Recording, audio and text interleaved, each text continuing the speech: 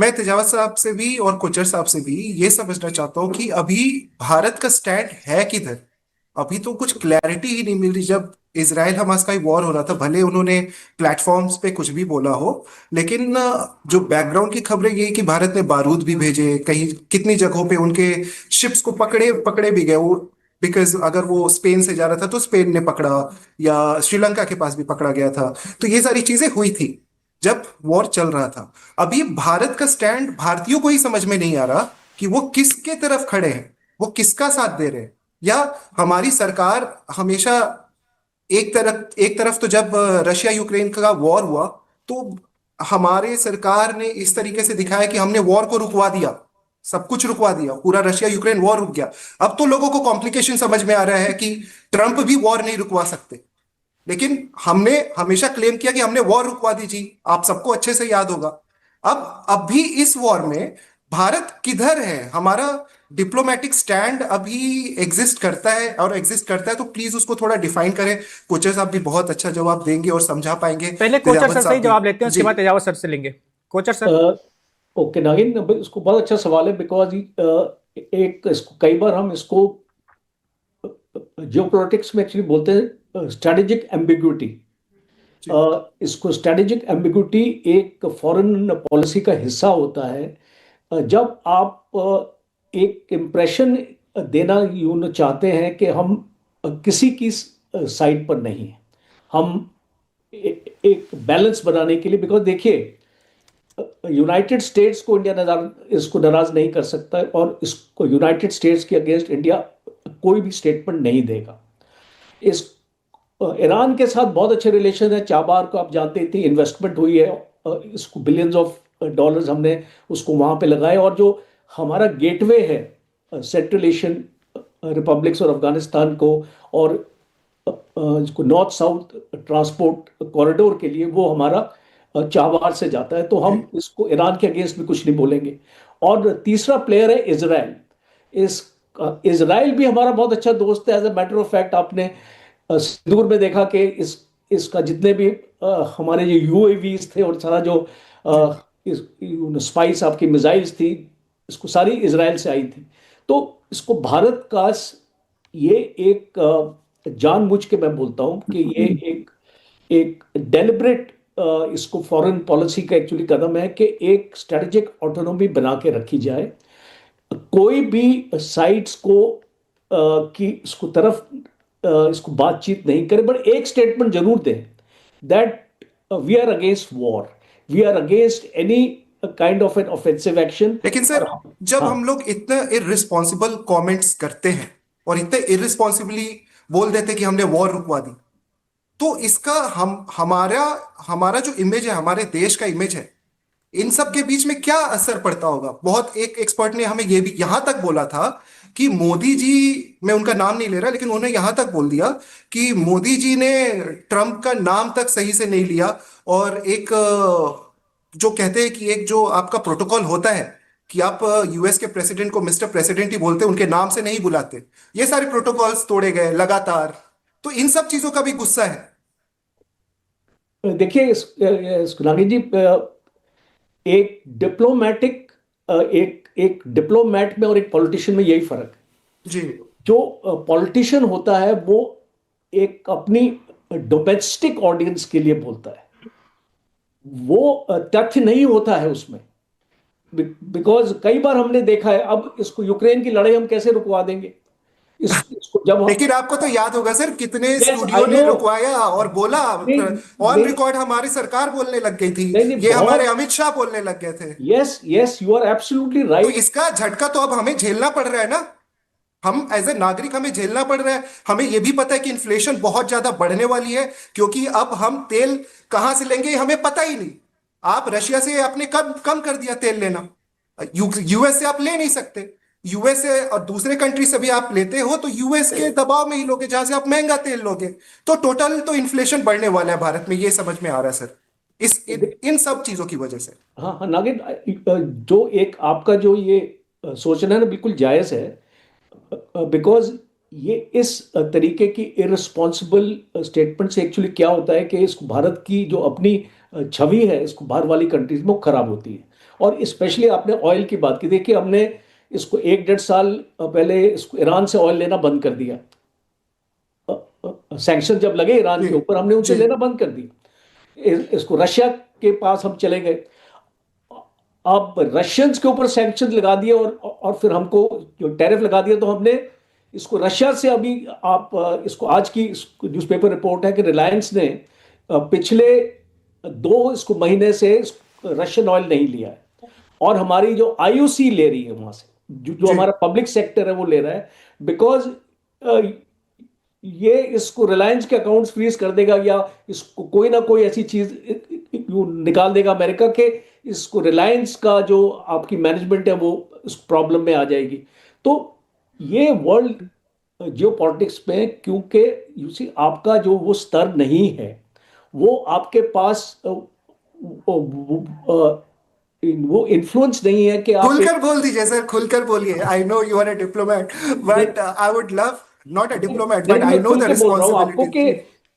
कि जब आपके पास एक कैपेबिलिटी नहीं है वर्ल्ड जियो पॉलिटिक्स को इन्फ्लुएंस करने के लिए, तो आपके बोलने से वो कैपेबिलिटी नहीं बनती।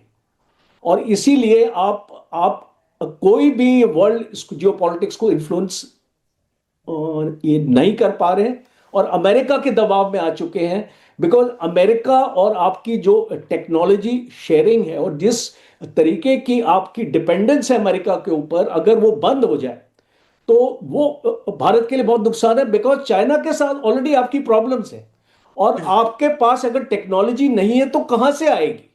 बिकॉज ओवरनाइट आपके पास वो कैपेबिलिटी नहीं है कि आप अपना जेट इंजन भी ले लें, और आपके जो इसको आधुनिक हथियार भी आपको चाहिए अमेरिका से। अभी अमेरिका ने आपको इसको जेवलिन अपना मिसाइल्स भी दिए अभी अमेरिका ने आपको, और आपका इसको पोसाइडन एयरक्राफ्ट, आपका P-81 भी अमेरिका से आ रहा है। तो बहुत सारी लिंकेजेस है हमारी इसको यूएस के साथ, और इसीलिए हम इसके दबाव में आ चुके हैं।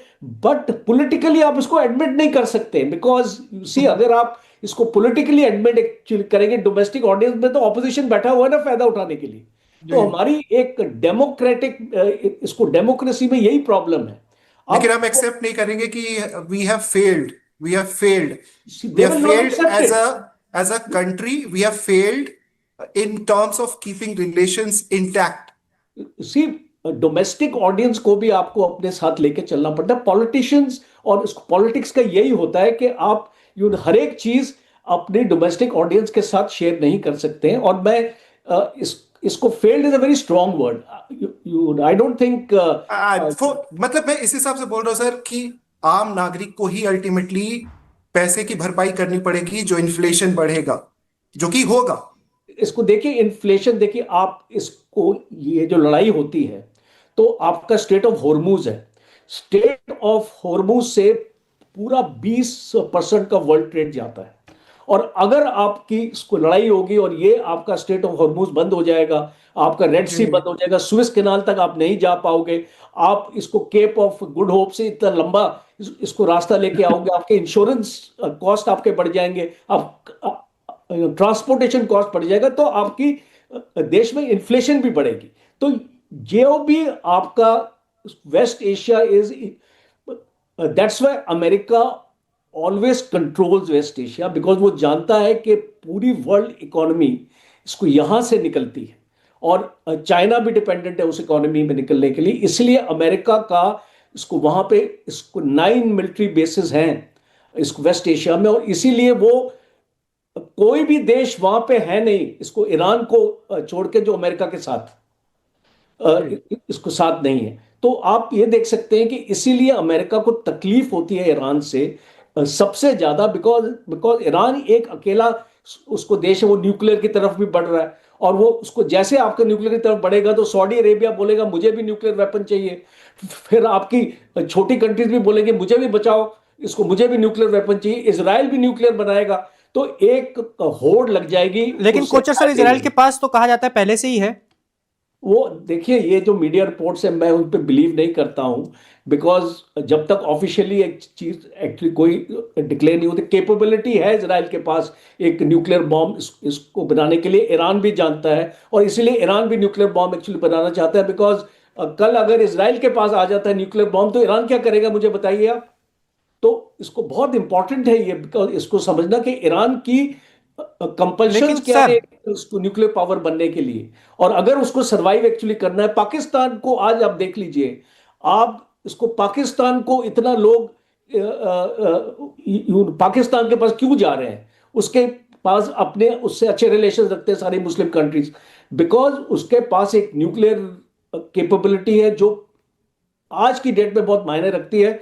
इसको 9 मुस्लिम कंट्रीज देशों है में आज इकलौता है की। पाकिस्तान जिसके पास परमाणु हथियार है।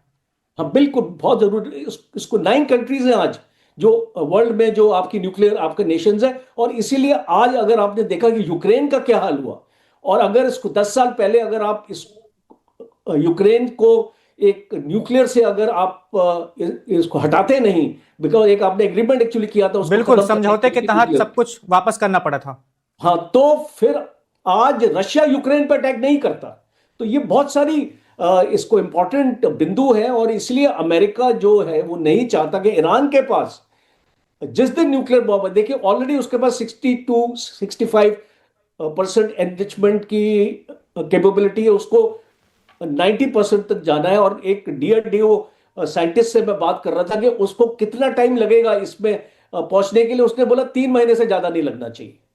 और 3-4 वेपन ही बना ले न्यूक्लियर के, इसको 3-4 बम ही बना ले, वो एक्चुअली काफी है इसराइल को खत्म करने के लिए। इसराइल तो उतना छोटा सा देश है।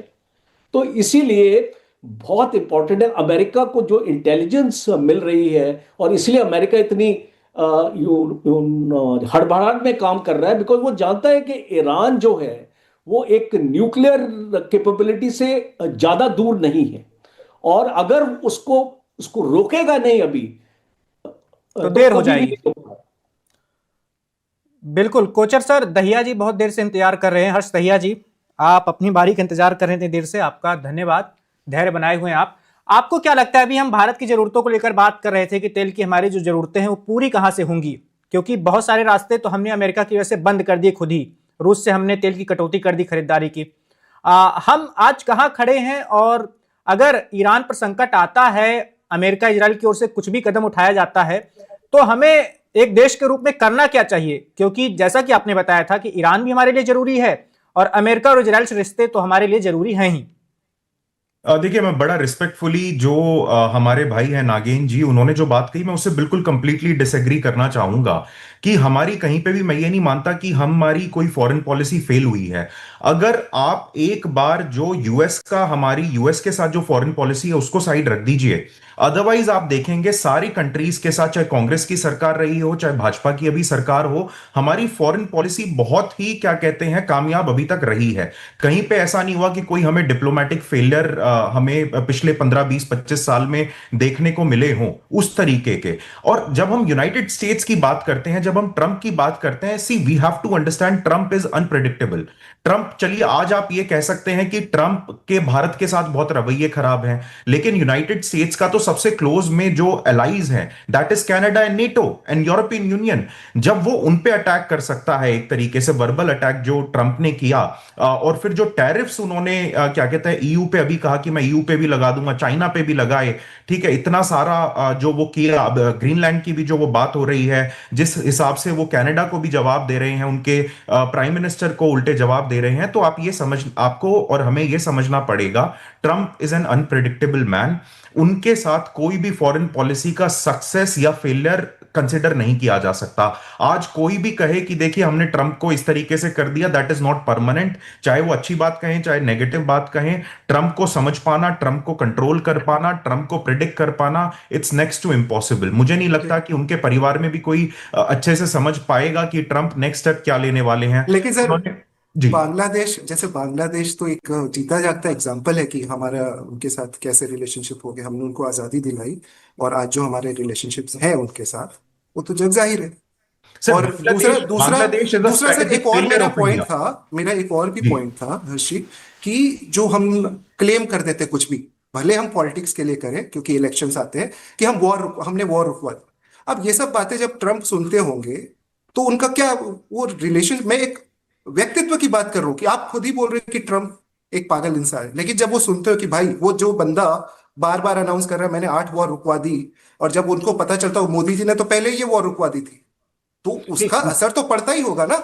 नागेन जी देखिए, हो सकता है मैं गलत हूं, लेकिन जितनी मेरी जानकारी है किसी भी सरकार के नुमाइंदे ने ये नहीं कहा कि पूरी तरीके से वॉर रुकवा सर दी। अमित शाह जी ये का, ये अमित ये शाह जी का, उस समय अमित पे, शाह जी का सर पूरा स्टेटमेंट है, 3 दिन लगे थे। वो आज तक पे एक इंटरव्यू दे रहे थे, उन्होंने बोला कि उनको 3 दिन लगे और हमने रुकवा दी। नहीं नहीं, वॉर रुकवाने की कभी बात नहीं की गई होगी। बात मेरे को जितना याद है वो ये कहा गया था कि भाई उस टाइम पे सीज फायर, देखिए यूट्यूब ताकि कॉपीराइट की हम वजह से मैं ताकि चला नहीं हम सकता वो वीडियो, ताकि लेकिन हम मैं आपको बता सकता हूँ क्योंकि ताकि वो हम सुना है। अपने लोगों को वहां से निकाल सके, और वो बकायदा हाँ हुआ। जी, लेकिन ये लेकिन सिर्फ यूक्रेन में ही लोगों नहीं। को बहकाया गया बोल के कि हमने, आपने वो तो देखा ही होगा, पापा ने वो रुकवा दी, बीजेपी ने पूरा एड चलाया उसका। देखिए, किसी इन्फ्लुएंसर ने ऐसा बोला हो कि पूरी वॉर रुकवा दी, ये तो कभी भी नहीं नहीं, बोला गया। ये बीजेपी सर ऐड चला रहे हैं, सीज हमारे फायर बिल्कुल मंत्री हुआ। बोल रहे हैं। देखिए, सीज फायर बिल्कुल हुआ। हमारे रशिया के साथ बहुत अच्छे संबंध हैं, क्योंकि रशिया उसमें एग्रेसर था, रशिया की तरफ से अटैक हो रहा था, हमें यूक्रेन में से अपने लोग निकालने थे। तो डेफिनेटली उस टाइम पे सीज फायर करवाया गया है, और वो हमारे देश के लिए बहुत बड़ी जीत मैं उसको मानता हूं, सरकार किसी की भी हो। ये देखिए, अल्टीमेटली गवर्नमेंट हमारी है, चाहे सरकार भाजपा की रहे, कांग्रेस की रहे, कल को किसी भी पार्टी की रहे। अल्टीमेटली बिल्कुल बिल्कुल, उससे फर्क नहीं पड़ता, फॉरेन बस wrong policy should information remain देना।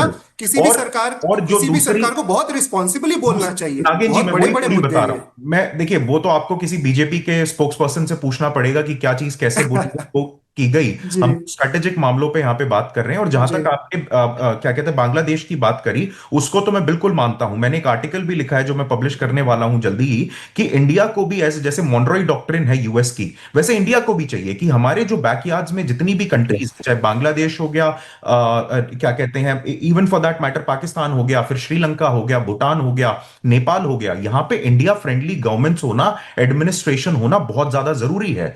ये बांग्लादेश में बकायदा हमारा बहुत लंबे समय तक एक फेलियर रहा है। मैं अगर 1947 पे बात करूं, और ये कोई पॉलिटिकल बात नहीं है, हमें यह समझना पड़ेगा कि जब देश आजाद हुआ, हमने, भारत ने साउथ ईस्ट एशिया की सबसे बड़ी स्टैंडिंग आर्मी क्या कहते हैं इनहेरिट करी ब्रिटिश ब्रिटिश एम्पायर से। उस समय पे हमारा बहुत बड़ा एक मिलिट्री पावर था, लेकिन क्योंकि हम मोरालिटी में फंसे रहे कि देखिए हम किसी से अलाइन नहीं करेंगे, और हम मॉरल हाई ग्राउंड रखेंगे। तो देखिए, जैसे यूएस की जो फॉरेन पॉलिसी है वो मोरालिटी पे नहीं चलती, वो इंटरेस्ट पे चलती है। हेनरी किसिंजर ने एक बहुत अच्छी क्या कहते हैं कोट बोला था, US has no permanent friends और एनिमीज बट ओनली इंटरेस्ट। जहां पे यूएस का इंटरेस्ट होगा वो जी उस तरीके से काम करेगा। अगर हम उस समय पे हमने चाइना को तिब्बत एनेक्स नहीं करने दिया होता, जी तो आज इंडिया और चाइना के बीच में तिब्बत एक बफर जोन की तरह काम कर रहा होता। और ये कहीं ना कहीं हमारी पॉलिटिकल क्लास को, हमारी ब्यूरोक्रेट्स को ये समझना पड़ेगा कि India has to become an expansionist power. और एक्सपेंशनिस्ट पावर से ये मतलब नहीं है कि हम किसी जगह को जाके एनेक्स कर लें या कुछ कर लें, लेकिन बांग्लादेश में हमारी फ्रेंडली सरकार होनी चाहिए, चाहे वहां पे पक्ष हो, हर्ष जी, तो वहां पे हमारे एसेट्स ऐसे हों कि कोई भी सरकार आए वो इंडिया फ्रेंडली रहे। और वहां पे हमारा फेलियर बकायदा कहीं ना कहीं बहुत लंबे समय तक रहा है।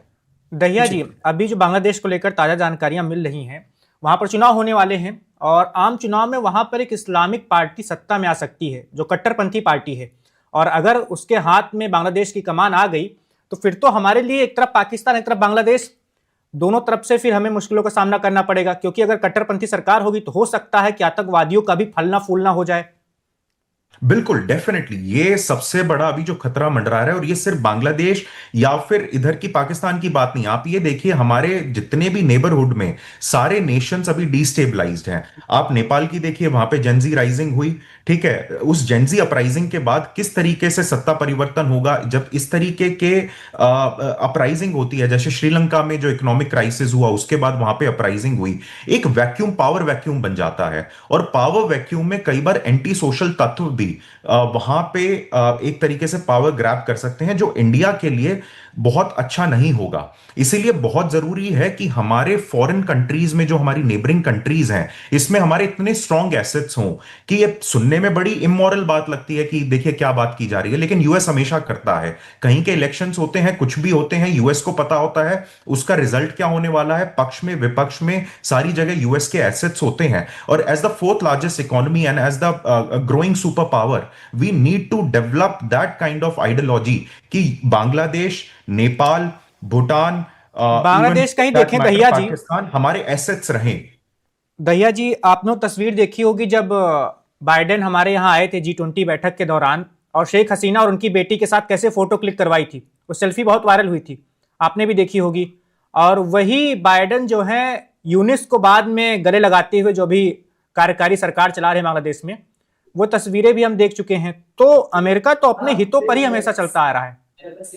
जो जैसा कि मैंने कहा, हेनरी किसिंजर का जो कोट था वो यूएस की फॉरेन पॉलिसी को बिल्कुल समराइज कर देता है। US has no permanent friends और एनिमीज बट ओनली इंटरेस्ट। जो यूएस के इंटरेस्ट में होगा यूएस उससे उसी तरीके से ट्रीट करेगा। आज दोस्त हो सकते हैं, कल आप दुश्मन हैं। आप पाकिस्तान का भी एग्जांपल लीजिए। पाकिस्तान एक तरीके से वेस्टर्न कंट्रीज का वेसल स्टेट है जिसको इंडियन सबकॉन्टिनेंट को क्या कहते हैं डिस्टेबलाइज करने के लिए रखा गया, और रशियन जो यूएसएसआर था उनको काउंटर करने के लिए इसको इतना पावरफुल बनाया गया। अदरवाइज अगर पाकिस्तान के पास वेस्टर्न सपोर्ट ना हो तो पाकिस्तान सरवाइव कर ही नहीं सकता। It's a failed state, it's a failed economy, and it is only surviving because of western countries and their support. चलिए तेजावत जी के पास चलते हैं। अरविंद सिंह तेजावत जी, आपको फिर से हम ईरान वाले टॉपिक पर ही लौटते हैं जो हमारा मुख्य विषय है इस बातचीत का। अगर मान लीजिए कि ईरान, अमेरिका और इजराइल तीनों देश अगर युद्ध में जाते हैं, ये सवाल कई बार और भी पूछा जा चुका है, मैं आपसे फिर से पूछ रहा हूं, तो जो खाड़ी के और देश हैं और जो मध्य पूर्व के और देश हैं, वो क्या ऐसा हो सकता है कि अब एकजुट होकर अमेरिका का विरोध करना शुरू कर दें? अगर उनके अंदर अभी इतना सामर्थ्य आ पाया है, क्योंकि मैं जो देख पा रहा हूं कि अब इस्लामिक देशों के बीच में एक तरीके से यह भावना आ रही है कि हमें भी अब एकजुट होना चाहिए और एक इस्लामिक नेटो भी बनाना चाहिए, यहां तक की बातचीत हो रही है। देखिए वैभव साहब और नागिन साहब, पहले तो मैं इसी सवाल का जवाब दे देता हूं जो आपने पूछा। एकजुट होने की कोई संभावना नहीं है।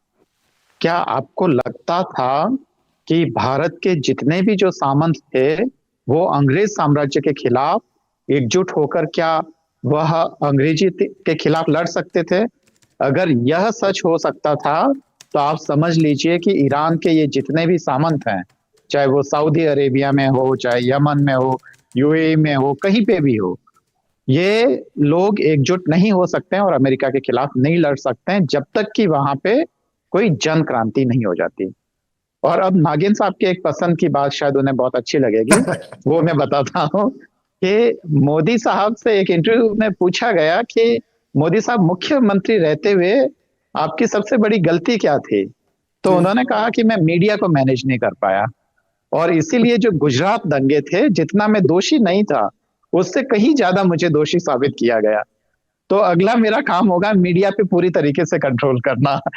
माफी चाहूंगा कि मैं सवाल पूछ रहा हूँ। मैं तो नागरिकों के लिए ही पूछ रहा हूँ, क्योंकि मुझे जो अंदेशा है महंगाई बहुत बढ़ने वाली है। इंटरव्यू की बात कर रहा हूँ नागिन साहब। और तेजावत जी, इसमें मैं भी कुछ जोड़ना चाहूंगा।